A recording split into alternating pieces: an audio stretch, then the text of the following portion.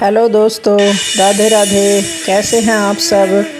आज मैं आपको ज्येष्ठ मास के शुक्ल पक्ष की निर्जला एकादशी की कथा सुनाने जा रही हूँ।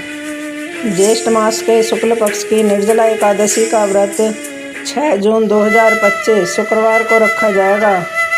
यह व्रत विशेष रूप से कठिन और फलदायी माना जाता है, क्योंकि इसमें अन्न और जल दोनों का त्याग किया जाता है। एकादशी तिथि की शुरुआत 6 जून 2025 की रात 2:15 पर होगी और एकादशी तिथि का समापन 7 जून 2025 को सुबह 4:47 पर होगा। व्रत खोलने का समय अर्थात पारण 7 जून 2025 को दोपहर 1:44 पर से लेकर 4:31 तक होगा। पुराणों के अनुसार भीमसेन ने महर्षि वेदव्यास से यह व्रत रखने की सलाह ली थी, क्योंकि अन्य एकादशियों में जल ग्रहण की अनुमति नहीं थी। महर्षि ने उन्हें निर्जला एकादशी का व्रत रखने की सलाह दी, जिससे वे सभी एकादशियों के पुण्य के भागी बन सकें। इसलिए इसे भीमसेनी एकादशी भी कहा जाता है। निर्जला एकादशी ज्येष्ठ मास के शुक्ल पक्ष की एकादशी तिथि को मनाई जाती है। इस साल ये व्रत विशेष रूप से महत्वपूर्ण है, क्योंकि इस बार ये 2 दिनों तक मनाया जाएगा। एकादशी तिथि 6 जून 2025 को रात 2:15 से शुरू होगी और 7 जून 2025 को सुबह 4:47 पर समाप्त होगी। उदया तिथि के अनुसार व्रत 6 जून 2025 को मनाया जाएगा। वैष्णव संप्रदाय के लिए ये 7 जून को भी मनाया जाएगा। निर्जला एकादशी हिंदू धर्म में सबसे कठिन और महत्वपूर्ण एकादशियों में से एक मानी जाती है। निर्जला का अर्थ है बिना जल के, अर्थात इस व्रत में भक्त न तो भोजन करते हैं और न ही पानी ग्रहण करते हैं। ये व्रत भगवान विष्णु और माता लक्ष्मी को समर्पित है। मान्यता है कि इस एकादशी का व्रत करने से साल की सभी 24 एकादशियों का पुण्य पक्का फल प्राप्त होता है। ये व्रत आत्मानुशासन, भक्ति और तप का प्रतीक है, जो भक्तों को मोक्ष, समृद्धि और पापों से मुक्ति दिलाता है। निर्जला एकादशी का धार्मिक और आध्यात्मिक महत्व अत्यधिक है। ये व्रत न केवल भक्तों के शारीरिक और मानसिक शुद्धिकरण में मदद करता है, बल्कि ये भगवान विष्णु की कृपा प्राप्त करने का भी सशक्त माध्यम है। इस व्रत को रखने से सभी पापों का नाश होता है और मोक्ष की प्राप्ति होती है। ज्योतिष के अनुसार ये व्रत जन्म कुंडली में ग्रहों के नकारात्मक प्रभाव को कम करता है और सकारात्मक ऊर्जा प्रदान करता है। इस दिन जल, भोजन और अन्य वस्तुओं का दान करना विशेष रूप से पुण्यदायी माना जाता है।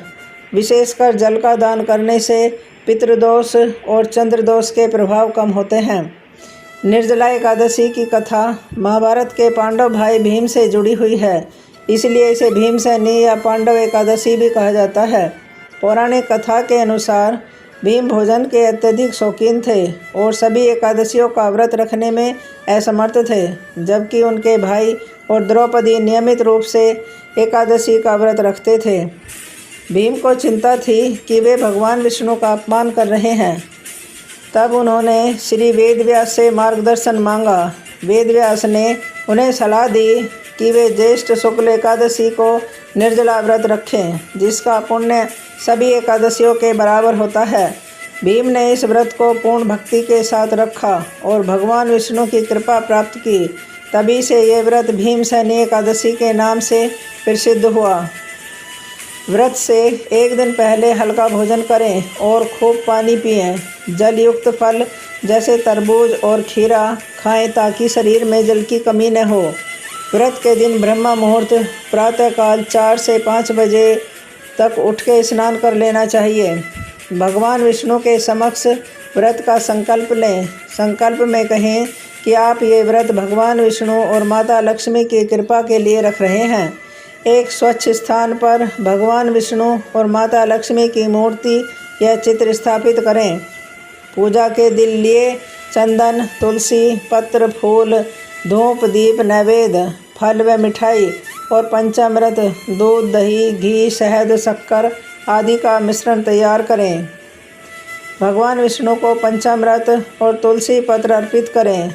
भगवान विष्णु सहस्त्र नाम या भगवत गीता का पाठ करें। ओम नमो भगवते वासुदेवाय नमः मंत्र का जाप करें। माता लक्ष्मी की पूजा करें और उन्हें कमल का फूल अर्पित करें। निर्जला एकादशी की कथा पढ़ें या सुनें। पूजा के बाद गरीबों को और ज़रूरतमंदों को जल, भोजन, वस्त्र या धन का दान करें। अगले दिन द्वादशी तिथि पर पारण समय में व्रत तोड़ें। सबसे पहले जल और फिर हल्का भोजन ग्रहण करें। पूर्ण उपवास रखें जिसमें भोजन और जल दोनों का त्याग करें। भगवान विष्णु की भक्ति में समय बिताएं। मंदिर जाएं और धार्मिक प्रवचन सुनें। दान करें। विशेषकर जल और शरबत का दान गर्मी के मौसम में अत्यंत पुण्यदायी है। सात्विक जीवन शैली अपनाएं और क्रोध, झूठ और नकारात्मक विचारों से दूर रहें।